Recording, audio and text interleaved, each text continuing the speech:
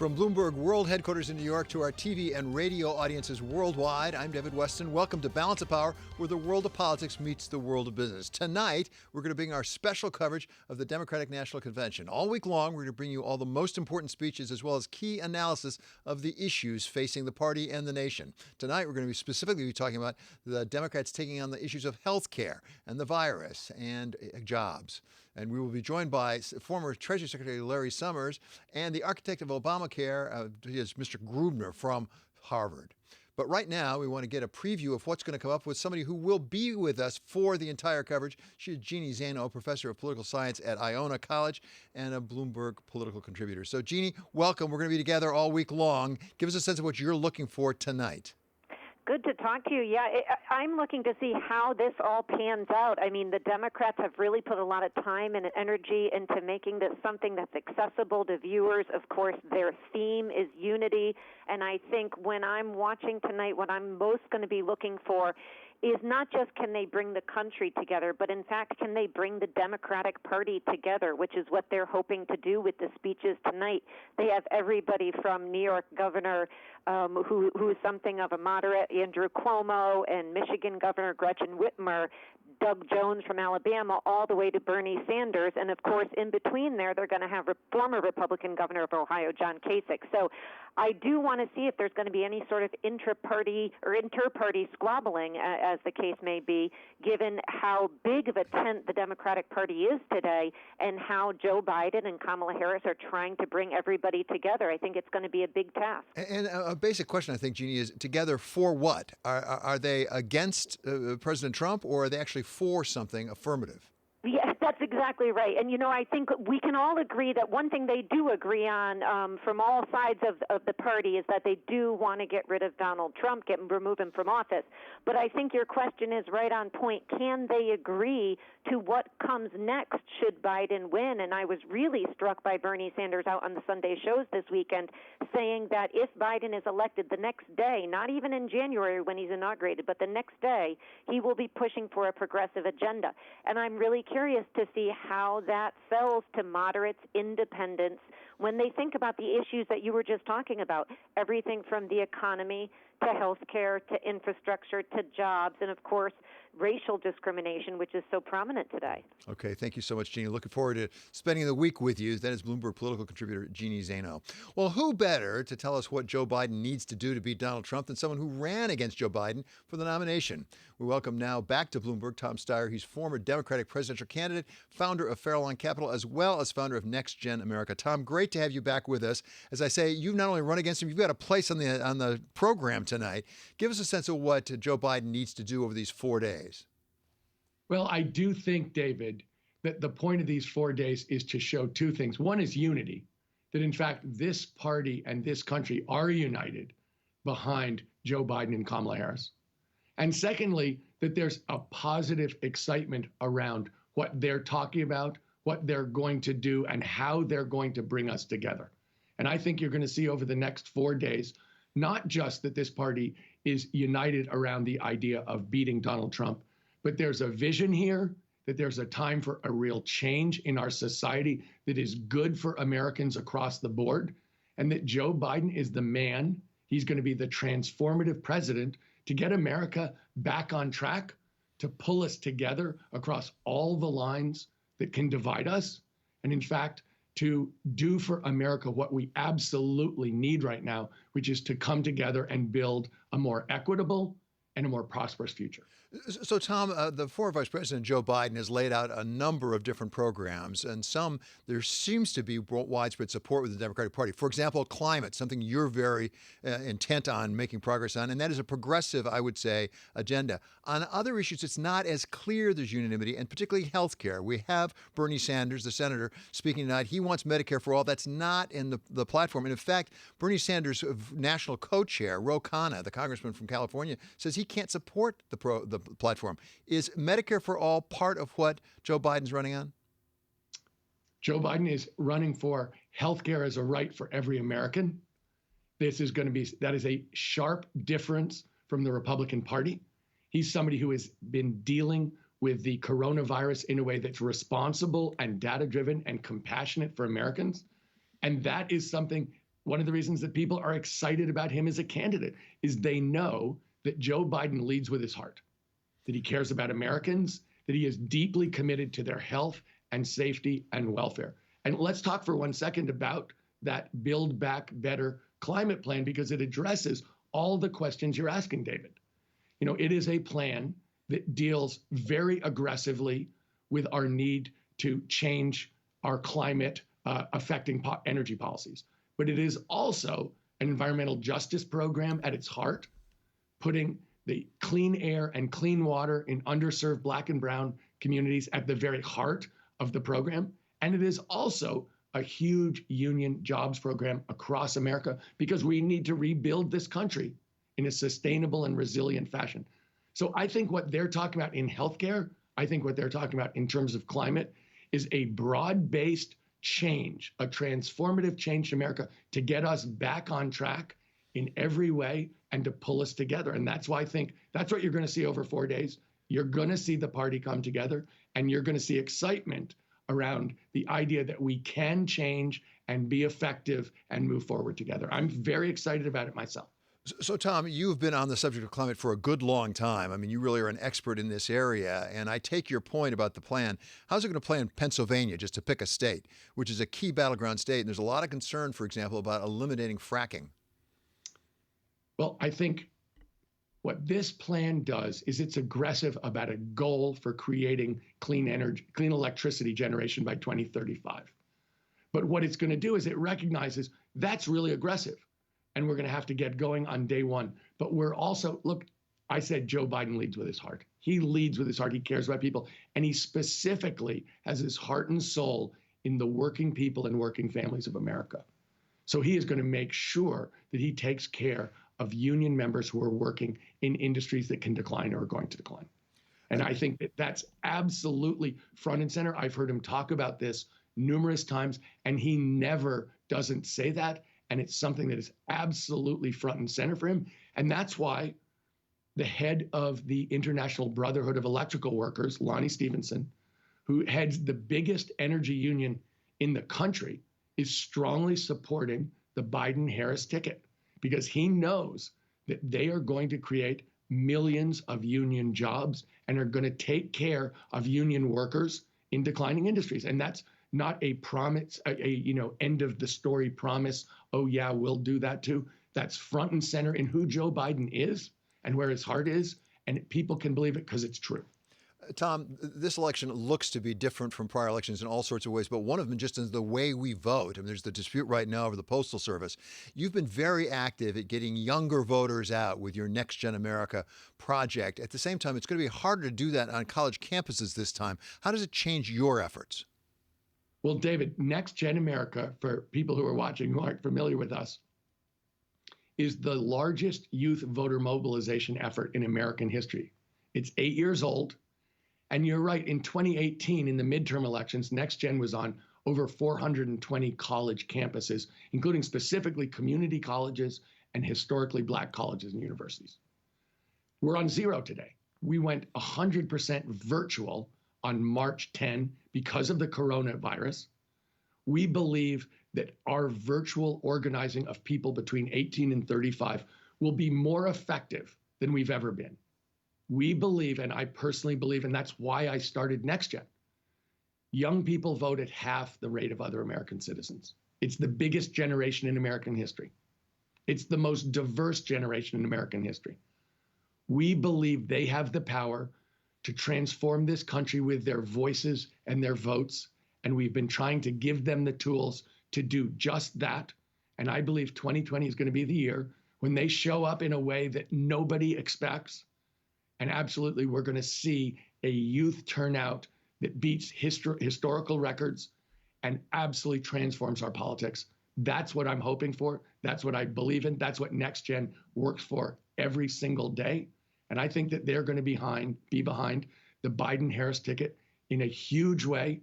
And we're going to see something on November 4th that we've never seen before, which is a transformation of American society in a completely good way. Tom, will those young voters, or for that matter, voters across the entire country, Will they turn out physically or will they mail in their ballots? And what does the Democratic Party do in a situation where apparently there's increased confusion, not clarity, over the way our votes will be counted? I think that overwhelmingly it's going to be vote by mail, David. I don't think there's any question about that. I think that people are going to have to make sure they do it. They're going to have to be careful about it. A lot of this is going to be making sure that you put your vote in a position where it for sure is going to get counted. And I know the president is muddying the water and is trying to do things to suppress the vote, obviously. But I believe the American people are smart. I believe we'll be organized amongst ourselves. The Democratic Party for sure will be trying to make sure that we have a democracy. A democracy, the first right in a democracy is for every citizen's equal right to vote. To take that away is shameful. And it's not going to happen. The American people are going to be organized and we're going to show up. We're going to take back the country and our votes are going to get counted. Okay, Tom, great to have you with us as always. Thanks to Tom Steyer. He is Farallon Capital founder and former presidential candidate. Coming up, healthcare has long been a mainstay for the Democratic Party. Can the Democrats agree on where to go next? We speak with former HHS Secretary Kathleen Sebelius. This is Balance of Power on Bloomberg Television and on radio.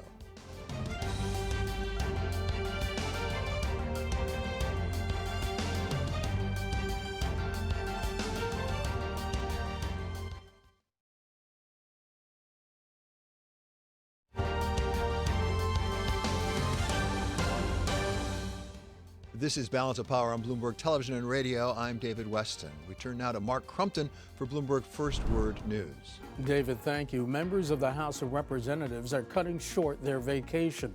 Speaker Nancy Pelosi called them back to Washington this week to deal with the growing crisis over the Postal Service. Last week, the service warned 46 states it may not be able to deliver their ballots on time for the November election. Speaker Pelosi has accused the Trump appointee who runs the post office of making sweeping new changes that have hurt service. Harsh words today from President Trump's former national security advisor. John Bolton spoke with Bloomberg and says the mistakes he thinks the president has made in office are not irreversible. Trump is an anomaly, even within the Republican Party. And one of the reasons I'm confident the damage he's done can be corrected is that there is no Trumpism. There is no Trump doctrine. There is no Trump philosophy. And I think that's one of the reasons why it's so perilous to have somebody like him in the White House. Canadian Prime Minister Justin Trudeau will make critical decisions in the coming weeks on the next steps to support Canada's economic recovery. That will include whether to keep the only finance minister he's ever had. There's been speculation that the relationship between the Prime Minister and Bill Morneau has been tense for some time, but the strains between them burst into public view last week. Bloomberg has learned the two men will meet face to face today. Global news 24 hours a day, on air and on Quick Take by Bloomberg, powered by more than 2,700 journalists and analysts in over 120 countries. I'm Mark Crumpton. This is Bloomberg. David? Thank you so much, Mark. The coronavirus has crippled the United States and really driven a wedge even further between Republicans and Democrats in Washington. But let's be honest, it's also divided Democrats during the primaries, at least, raising some questions about just what a Biden administration would mean for health care in the United States. Welcome now, Kathleen Sebelius. She is former Health and Human Services Secretary and former governor of the state of Kansas. So, Madam Secretary, thank you so much for joining us. You actually were involved a bit in the primaries in the sense of advising, I believe, Kamala Harris when she called you up and asked you about it. We came up with a Biden approach, a Sanders approach, and maybe a Harris approach in between. What's the approach of the Democratic Party as we go into this convention? Well, David, it's good to be with you, and I think that what you're seeing is sort of an evolving approach that's likely to continue to evolve, which is good news. There is a unifying principle of the Democratic Party that we saw in the last 50 years, which is a belief that all Americans deserve a right to health care. And so Medicaid and Medicare were passed, the Children's Health Insurance was passed, the Affordable Care Act was passed, all with Democratic presidents putting a stake in the ground to move further and further toward universal coverage. And I think we're continuing that journey. The campaign, basically the primaries, halted with COVID in March, and the Biden campaign had staked out a improvement of the Affordable Care Act, solidifying a lot of the issues that the Trump administration has eroded in the last 3 years, even though they couldn't manage to repeal the Affordable Care Act, which was one of Trump's promises. They have definitely cut it with 1,000 knives. And he also, I think, staked out a very robust public option plan, a lower price, lower administrative cost option for people to choose in the marketplaces, and a lower age for Medicare recipients to be able to sign on to Medicare, moving the age from 65 to 60.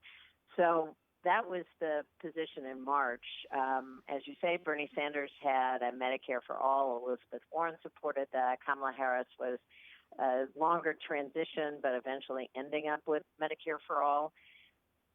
Now what we have is a pretty robust Biden plan on the website. You have a unity document, which is the Sanders delegates and the representatives of Joe Biden's health policy team meeting over a series of times and putting out some proposals that I would say move even further down the road on a plan for universal coverage, and particularly pay attention to the millions of people who have lost coverage because of COVID-19. People lose their jobs and they've lost health care.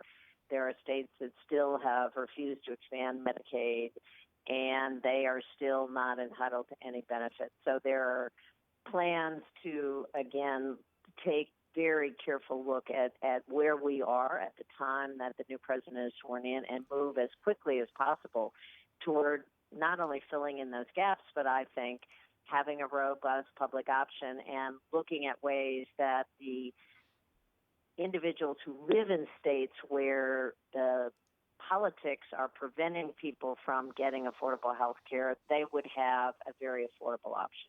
Secretary Sebelius, we're having a viewer write in even as you're speaking and say, do we know how much this will all cost to really buttress Obamacare and move toward Medicare for all? Are we putting any costs against that, and how are we going to pay for it?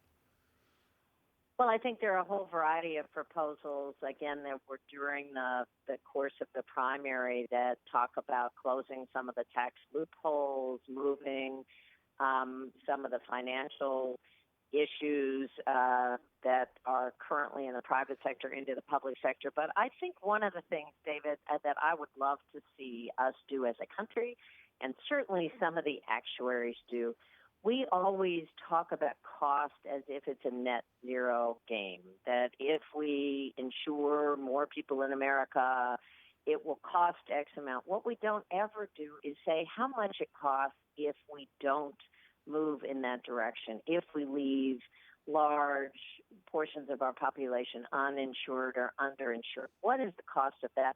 I think what we're seeing with COVID-19 and the miserable way this administration has handled this response is there is an enormous cost in productivity of our communities, in the opportunity for our economy to move forward if we don't get health care right.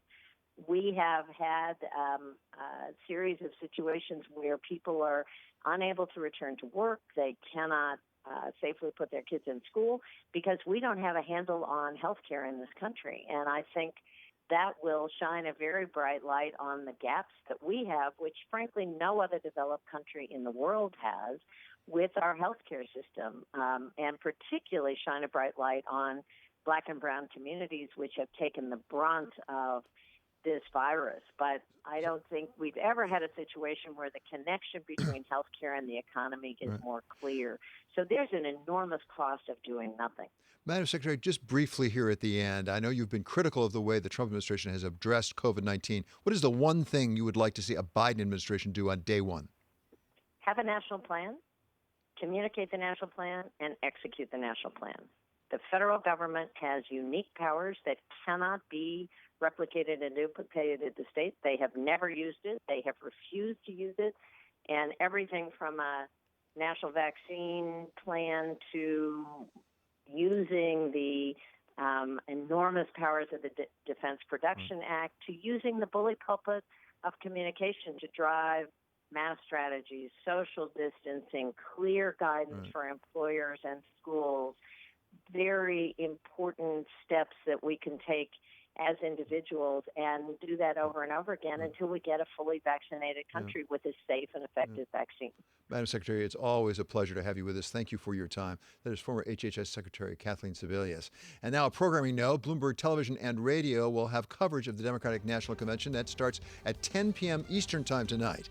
This is Balance of Power on Bloomberg Television and Radio.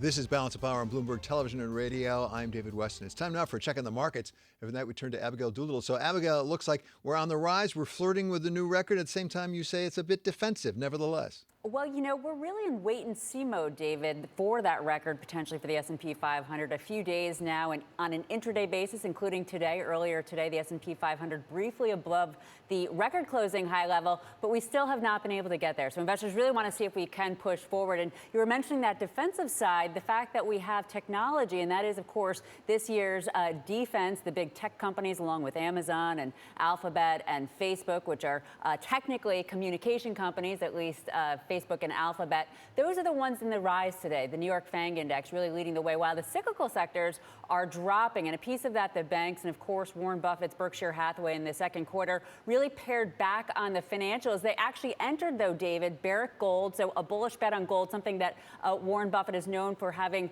avoided in the past. That perhaps suggests that there is a defensive tilt toward the economy by the Oracle of Omaha, something that investors with the index, the S&P 500 near its all-time high, not paying too much attention to. In fact, you could make the case too far, too fast. It took 3 years for the S&P 500 to get to current levels. It's taken the S&P 500 about 5 months to get to its current level if it can take out the record high wall of worry, David, whether it's stimulus, the economy, China, the election. Investors have a lot to worry about, but you wouldn't really know it looking at the investment at the stock market today. Although, again, a little bit of a defensive tilt, as you were pointing out. But we won't complain about it. Thank you so much to Abigail Doolittle. Up next, the man who should have been hosting Democrats in Milwaukee tonight. We talk with Ben Wickler. He's chair of the Wisconsin Democratic Party about the state of his state of Wisconsin. This is Balance of Power on Bloomberg Television and Radio.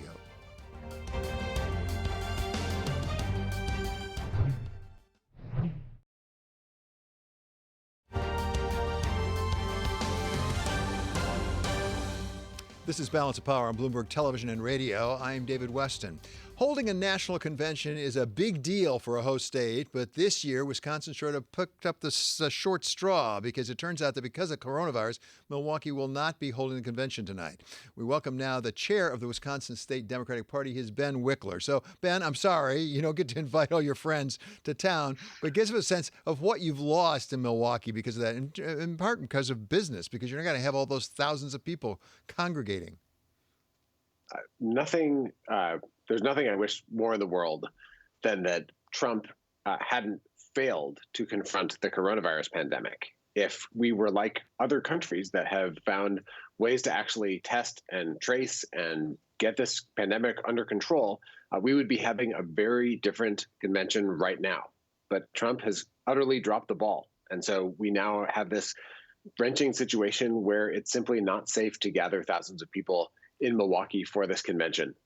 That means we have changed course. So there's an economic loss. We would have had a tremendous injection of visitors, of opportunities for local businesses to showcase themselves, for musicians and artists to play at events.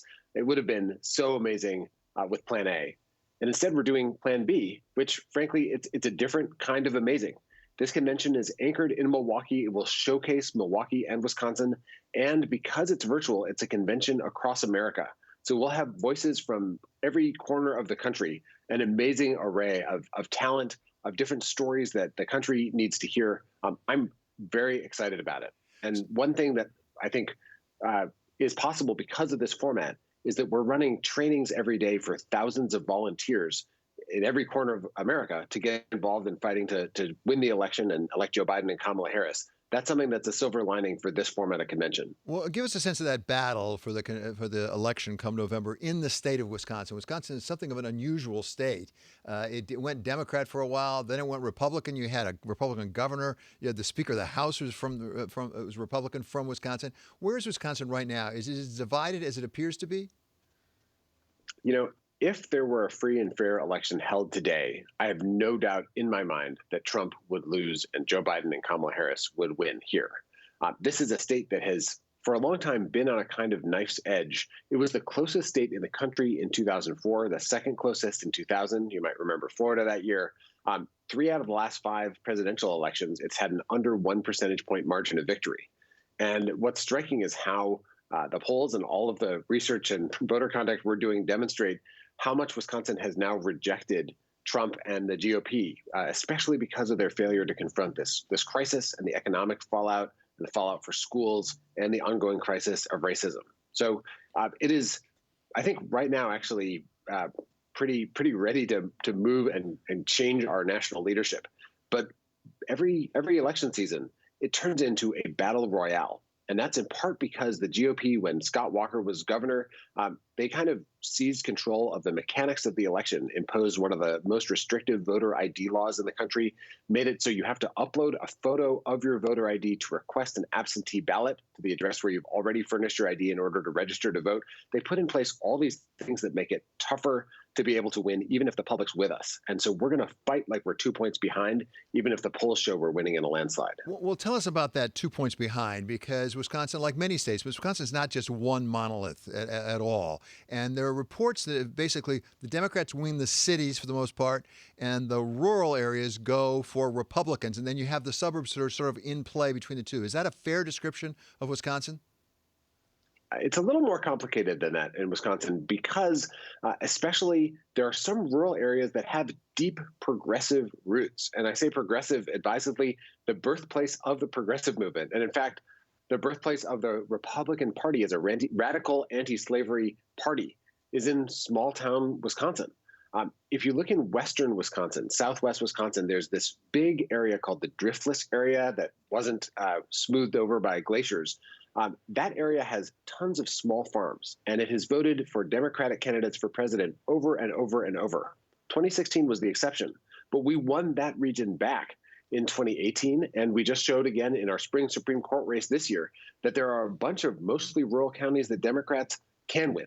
In other parts of the state, it is about compressing Trump's margins in rural areas and in the suburbs around Milwaukee, which are some of the deepest red areas, and then blowing the roof off with turnout in major cities, including Madison and Milwaukee, but also cities like Eau Claire, smaller cities around the state where there are a ton of Democratic voters who want something better than what we've got right now from Trump. So if we come down to what you call a knife's edge in Wisconsin, what will tip it one way or the other? What's the issue, in your opinion, because you know the voters in Wisconsin so well, would cause them to go for Donald Trump or for Joe Biden? If this were before COVID, I could have pointed to a suite of issues, starting with the crisis of dairy farming and agriculture in our state that Trump has exacerbated. We lost 10% of our dairy farmers last year before coronavirus. Gun violence, Trump's abandonment of communities across the state. But now everything goes through the prism of this pandemic. This is a president who, because he retreated from any kind of serious leadership on the world stage, failed to help China and other countries control the pandemic before it reached us here, as happened several times during the Obama administration successfully with pandemics in different countries. It's a president who, once the pandemic arrived on our shores, buried his head in the sand, promoted quack cures that didn't work, and refused to test everyone, which could have helped us get it under control. So now we have this crisis in our economy, this crisis of children not being able to go to school, including my children. It's affecting every person's life. And until we get a president who believes in science and can competently manage a government response to a crisis, it's not getting better. That is the thing that is the threshold test for the president. Can you rise to a crisis? Trump has failed that test, and every issue that every person cares about, ultimately, we can only make progress when we get coronavirus under control. Okay, thank you so much, Ben. Always a pleasure having you with us. I'm delighted to say Ben will be staying with us for the second hour of Balance of Power on Bloomberg Radio to continue discussion about the election and Wisconsin. Coming up here, we talk with Democratic Congressman from Michigan, Debbie Dingell, about her battleground state and what will determine how it comes out in November. This is Balance of Power on Bloomberg Television and on radio.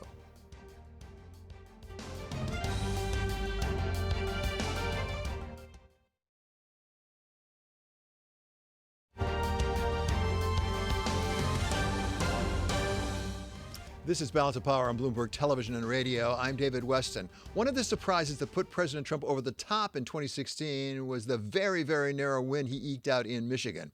We welcome now someone who knows Michigan and its politics like few others. She is Congresswoman Debbie Dingell. So, Madam Congresswoman, thank you so much for being with us. Give us your take right now on where your home state, my home state, frankly, is in this presidential election. David, it's great being with you. And I think we're still a competitive state. I sort of got nicknamed Debbie Downer in the last election as I was warning people that Donald Trump could win, and a lot of people didn't believe me. I think at the moment in this state, I don't believe the polls. I don't think Joe Biden's up 16 points, but I still think it's a competitive state. I think this is going to be a COVID election. The way that COVID has been handled and has impacted people's lives in every aspect of it, from the security of their jobs to a lot of people can't pay the rent or their mortgages. People, auto plants, auto workers have pre-existing conditions, are worried about being back in the plant. Parents can't find childcare in the school crisis right now.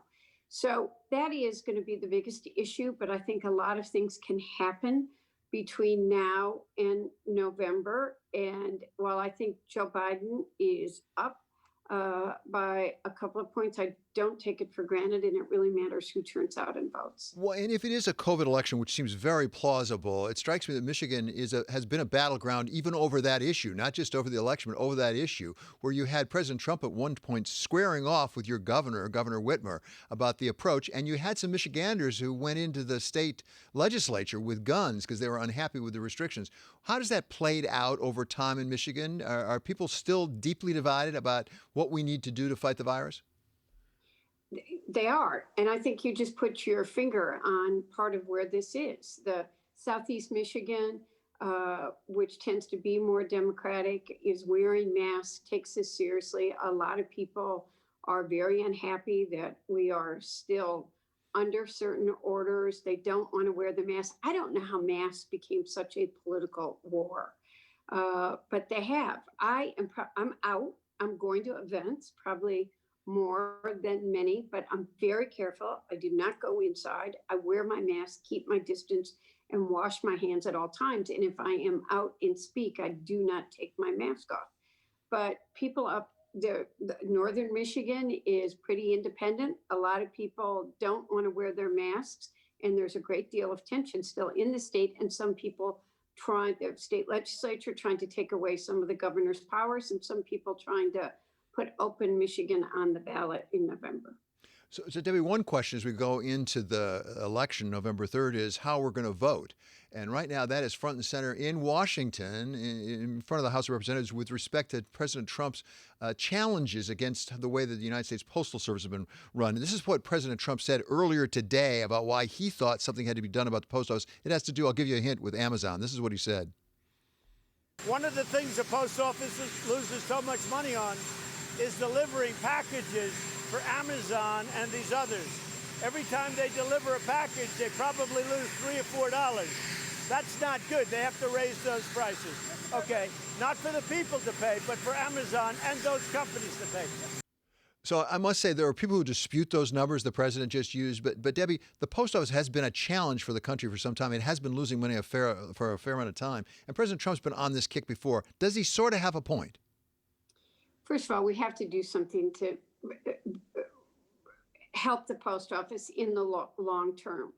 But I want to go to the short term. It's the oldest agency in this country. Benjamin Franklin was the first postmaster general. And a lot of people don't understand how many veterans rely on it for their medicine, seniors for their Social Security, bill paying. And a lot of people are now, because they're afraid to go out of their homes, are shopping online.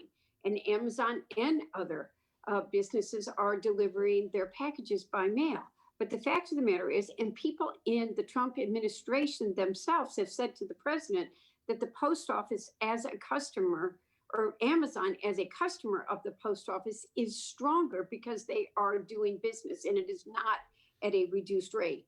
And the president has to realize that not everybody's a billionaire like he is, and that there are a lot of people that count on the post office as being an affordable means of mailing packages or bills. They can't afford a $10 or $20 or $30 fee from Federal Express. I shouldn't name individual companies, but by other couriers that do deliver packages. So we've got to make sure that they are financially solvent. We've got to figure it out. I've been focused on this for a long time, by the way, working with my area post offices long before it became a crisis here. The president seems to have become obsessed about the post office again, machines disappearing, boxes disappearing as we talk about the fall election and voting.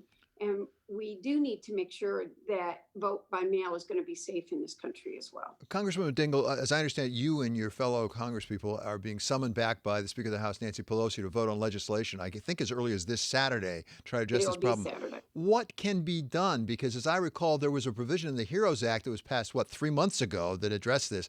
Why is it going to make a difference if there's a single bill just on the Postal Service? Is the Senate going to back that? Is the president going to sign that?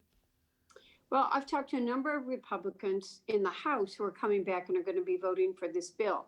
And I think that a lot of senators, Republican or Democrat, are at home like I am and hearing from people who are very scared. Particularly concerning is the number of veterans calls that we're all getting from people who aren't getting their medicines, et cetera. I quite frankly think we need to be acting on the HEROES bill too and wish that they would do that. But we need to make sure we've seen the pictures of mailboxes being pulled off streets. We know, we've heard the reports, seen the pictures of machines being pulled out. And I've talked to a lot of postal workers who have been told they can't work overtime. So mail is just backing up in these post offices. We need to make sure that for the short term, the post office is operating and as the system is working and doing what it's supposed to do. And then we need to all get in the room and figure out how we keep the post office alive, because it is a very important function of our government and for our country to have that service for the American people. And finally, Congresswoman Dingell, you mentioned the HEROES Act. I mentioned the HEROES Act. Let's talk about the overall stimulus, because it wasn't that long ago we thought it was a crisis that needed to be addressed, and now we're hardly even talking about it. It seems to be clear it's going to go over into September. What are the consequences of that? Are we going to get a stimulus bill, and if so, when? You know, David, you may say that we're not talking about it. And the media I love the media, so I don't want to sound, the freedom of the press is very important. But if you're out like I am, I'm doing the farmers markets, I'm doing veterans events, a law enforcement event yesterday. That's all people are talking about. They're scared to death. They don't have jobs.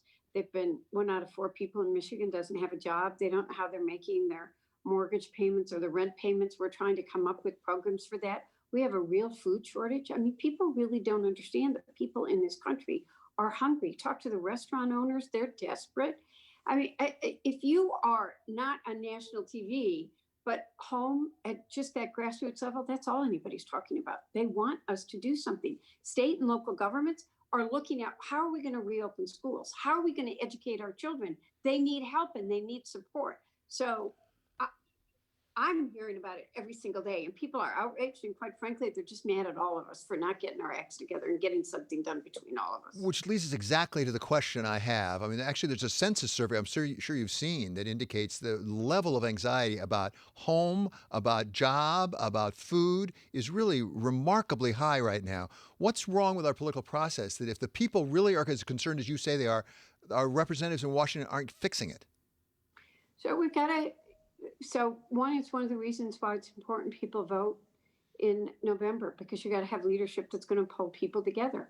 I am somebody who has always reached across the aisle and been willing to work with people. And none of us, we're Americans first. We're not Republicans or Democrats. We have a dysfunctional Senate. I'm going to blame, we have passed something. The president should be taking leadership and saying, we have to do this for the American people. This is what we will do. And a lot of our members are frustrated, and we got to do something. And American people need to say, as they elect their officials, we want you to work together. We're sick of this partisan bickering. We want to get things done and vote for people that are going to get things done. Okay, well, good luck as you head back to Washington to deal at least with the Postal Service, and I hope much more. Thank you so much to Congresswoman Debbie Dingell, Democrat of Michigan. Always a pleasure to have you, Debbie. Coming up, part of my conversation with Ford Chief Financial Officer Tim Stone, why he is only cautiously optimistic despite strong demand for the new F-150 and the reintroduced Bronco. That's coming up on Balance of Power on Bloomberg Television and on Bloomberg Radio.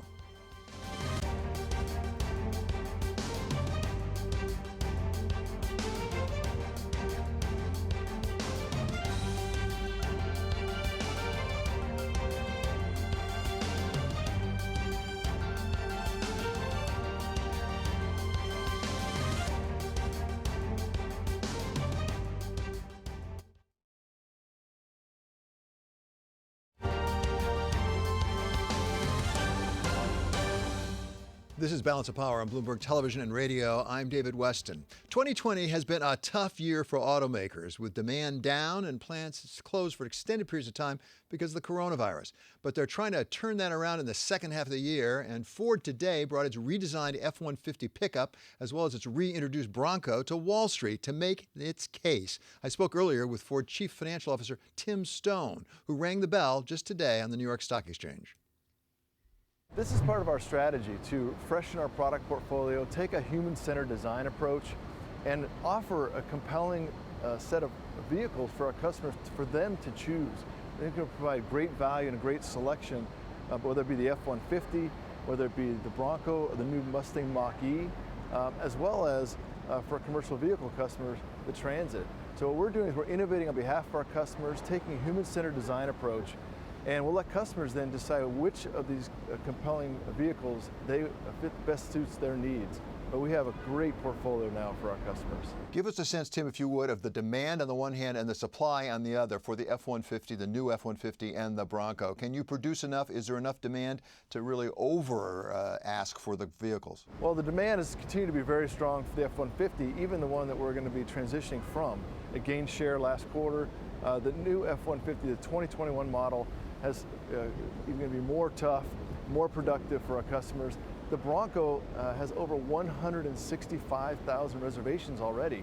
And so we're now working hard from a production standpoint to supply even more Broncos for our customers and more quickly. It's beyond our most optimistic expectations before we launch. We're really excited to deliver that for our customers. Tim, what visibility do you have into the U.S. consumer at this point? I mean, you're dealing with consumers day in and day out, and it strikes me a somewhat different group of consumers, the F-150, more for the trade, more for the construction business, things like that, and the Bronco presumably more for regular consumers, families. What are you seeing in terms of demand and ability to pay? Like everyone, we've been impacted from a demand standpoint. But as you said, our commercial vehicle customers these vehicles are for their livelihood. So the new F-150 we think is going to increase productivity. It's got 180-degree reclining seats, it has a new work surface, and it has an onboard generator option. From a demand standpoint, we're optimistic, cautiously optimistic, because the future certainly is still uncertain. From a Bronco standpoint, this is a new vehicle. We're introducing a new family for our customers, and the response thus far has been beyond our expectations, as I mentioned, and over 165,000 reservations. So as we look out, we're cautiously optimistic from an economy standpoint. We're well positioned to deliver for our customers operationally and with fantastic new products that are taking a human-centered design approach. There are a lot of Americans across the country really who are feeling the pinch economically, in part because of unemployment, things like that. Are you seeing an upsurge in the demand for used vehicles versus new vehicles? Is it putting downward pressure on the new vehicle demand? We've seen strong demand for our vehicles. I think when you look at our vehicles, we're providing great value. So as customers make assessments of how to best transport themselves and maybe move from public transportation perhaps to single car ownership again, we have a portfolio of vehicles, SUVs, trucks, that we provide great value. And there are many different choices for customers in all economic circumstances to have a fantastic experience at a great value. And we're really optimistic for the new F-150, as I mentioned, as well as the Bronco, and the Mach-E for that matter, all-electric vehicle. And we're going to be electrifying many of our vehicles over time. So finally, it's early going. You have a transition going at the top, the CEO there. Are you seeing any indication yet of where the new CEO is likely to go? Well, this is the right time for a transition for Ford. Bill Ford and the board made that decision over the last few weeks, and Jim Hackett has been really importantly modernizing Ford, helping us with our transformation, and including our human-centered design approach. And Jim Farley has the opportunity to bring his 30 years of auto industry experience and continue that transformation and accelerate it, continue that human-centered design approach to deliver fantastic vehicles and services for our customers. That was part of my conversation with Ford CFO Tim Stone. Coming up, former Commerce Secretary Penny Pritzker, an advisor to Vice President Biden, will be joining us at the top of the hour on Bloomberg Television and on radio. And tonight, live coverage of the first night of the Democratic National Convention. That starts at 10 p.m. Eastern Time. This is Balance of Power on Bloomberg Television and on radio.